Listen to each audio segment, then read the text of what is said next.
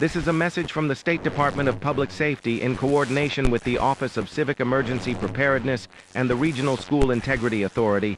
Please remain calm. This broadcast is not a test.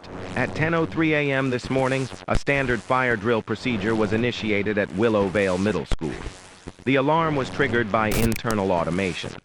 Staff and students responded according to protocol, exiting the building in orderly fashion, lining up in designated zones, and awaiting the all-clear signal. The all-clear signal never came.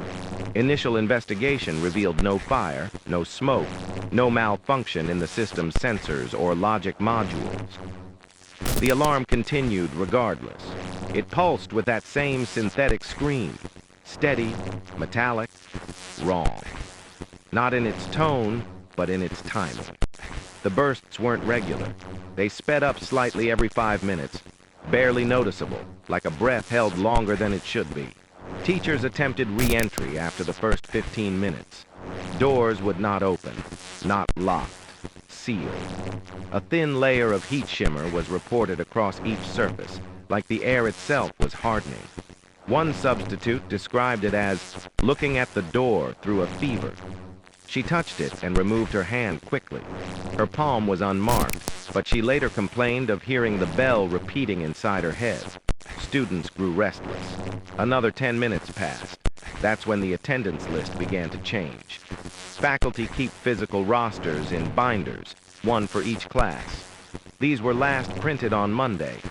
At the 30-minute mark, staff noticed that a name had been added to Mrs. Harper's 6th grade list.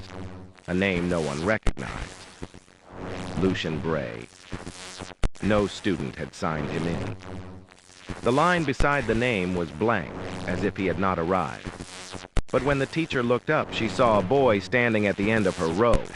Pale, wet hair. No one had seen him arrive. No one had heard him speak. He was just there. When Mrs. Harper tried to alert security, her voice would not project. Her mouth moved, but sound arrived late like it had to crawl out. The boy looked at her and blinked out of order. Top eyelid, then bottom, then both. By 10:47 a.m., 4 more names had appeared, each in different class rosters, each followed by a child who didn't seem to belong. The same signs. Too quiet. Eyes not focusing properly. Clothes that seemed dry but smelled of scorched fabric. One child kept holding a fire alarm pull switch in both hands. No one saw where it came from. At 11:06 a.m., a teacher named Mr. Dreyfus attempted to leave the evacuation zone through the east lot gate. Witnesses say he made it 3 steps before he simply stopped, stiff, like frozen mid-step. He remained that way for 7 minutes before collapsing, not falling, crumbling, like he'd been baked solid and then dropped. His mouth was open. His tongue had been replaced with blackened paper, curled at the edges. Printed on it, "Do not re-enter." Cell signals are failing. Any calls made from within the evacuation perimeter loop back to the caller. One parent claims they received a voicemail from their daughter while standing next to her. The voice in the message was distorted but unmistakable. It said, "I'm still inside. Don't leave me again." The daughter never spoke. Her mouth remained shut and tears leaked slowly from her ears. The fire alarm has continued uninterrupted for over 2 hours. It now resembles less a tone and more a breath. Slow, inhaled, waited, exhaled. Students are beginning to forget how long they've been outside. Some can no longer remember which teacher brought them there. One group attempted to count aloud together, to ground themselves. On reaching the number 60, 5 of them began coughing red paper strips.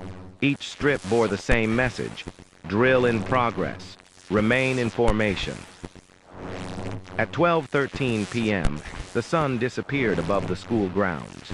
No cloud cover, just a flat, uniform dimness, as if something large and close had stepped over the sky.